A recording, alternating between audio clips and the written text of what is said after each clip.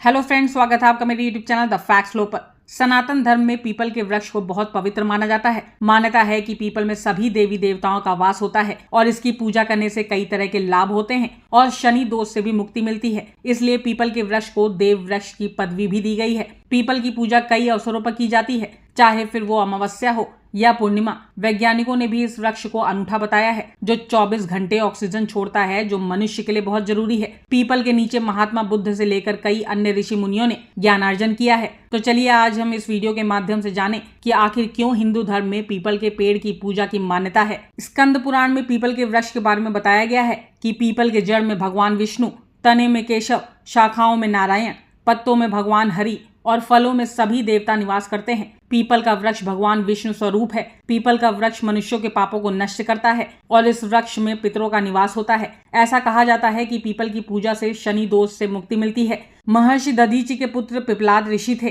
पिपलाद का शाब्दिक अर्थ है पीपल के पेड़ के पत्ते खाकर जीवित रहने वाला।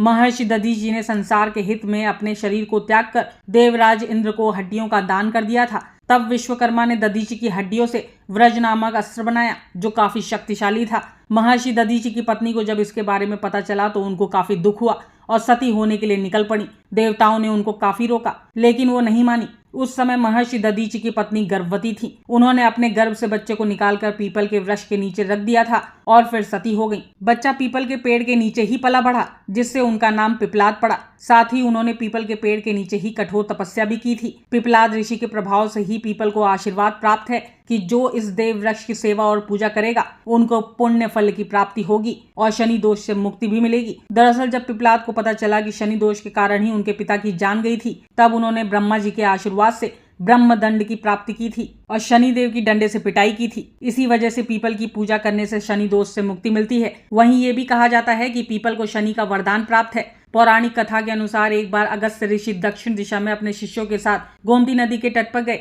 और 1 वर्ष तक यज्ञ करते रहे। उस समय स्वर्ग पर राक्षसों का राज था।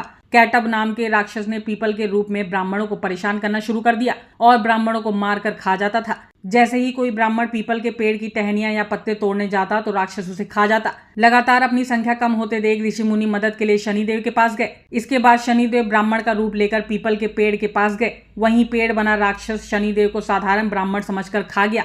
इसके बाद शनिदेव उस राक्षस का पेट चीरकर बाहर निकले और उस दैत्य का अंत किया। राक्षस का अंत होने से प्रसन्न ऋषि मुनियों ने शनिदेव की जय जयकार करते हुए बहुत धन्यवाद दिया। शनिदेव ने भी प्रसन्न होकर कहा कि जो भी प्राणी शनिवार के दिन पीपल के पेड़ का स्पर्श करेगा या उसकी पूजा करेगा, उसके सभी मनोरथ पूर्ण होंगे। वहीं जो भी व्यक्ति इस पेड़ के पास स्नान, ध्यान, हवन और पूजा करेगा, उसे मेरी पीड़ा कभी भी झेलनी नहीं पड़ेगी। वहीं पीपल को भगवान विष्णु का स्वरूप भी माना जाता है। भगवत गीता में भगवान श्री कृष्ण कहते हैं कि वृक्षों में सर्वोत्तम मैं पीपल हूँ। साथ ही पीपल को ही भगवान विष्णु का स्वरूप भी बताया गया है और जहाँ भगवान विष्णु होंगे वहां लक्ष्मी स्वयं मौजूद होंगी। पीपल की महत्ता इससे भी पता चलती है कि भगवान कृष्ण ने पीपल के वृक्ष के नीचे ही गीता का ज्ञान दुनिया को दिया था। इसलिए पीपल के पेड़ की पूजा करने से भगवान विष्णु और माता लक्ष्मी का आशीर्वाद प्राप्त होता है और सभी कार्य पूरे होते हैं। वहीं पितरों का आशीर्वाद प्राप्त करने के लिए पीपल की पूजा करना सर्वोत्तम माना गया है। साथ ही उनका आशीर्वाद प्राप्त करने के लिए पीपल के पौधों को लगाना चाहिए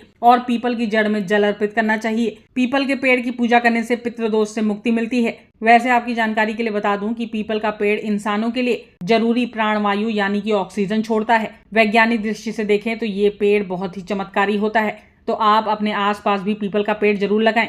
अगर आपको मेरे चैनल पर दी गई जानकारी अच्छी लगी हो तो सब्सक्राइब कर दें, लाइक एंड शेयर भी करें और आगे इसी तरीके की नई जानकारी पाने के लिए बेल आइकन दबाना ना भूलें। Bye bye.